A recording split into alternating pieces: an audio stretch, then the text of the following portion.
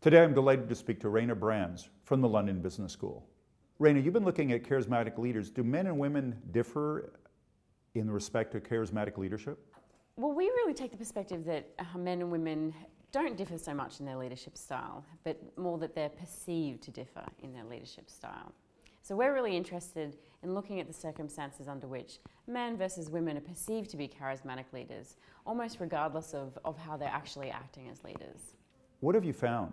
Well, we found that the informal social interactions that surround men and women as they lead are really important for building their reputations as charismatic leaders.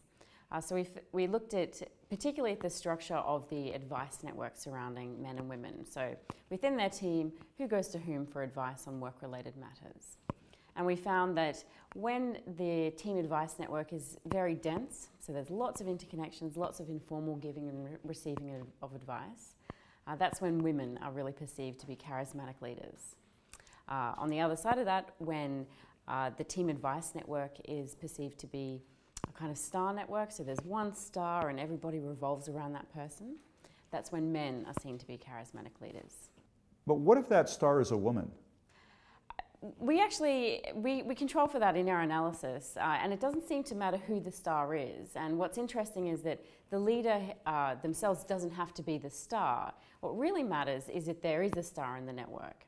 And this, I guess, primes people to expect a more heroic, dominant leader. And what we know from gender stereotype research is that we expect men to be very dominant and encapsulate this heroic role. And so that primes us to expect a man to lead in that situation.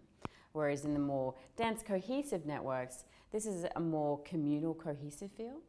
And that resonates with what we think about in terms of women. So we expect women to be caring, communal, and so we're primed to see a woman leader in those situations. What advice would you give to women? Is it to look for the right context?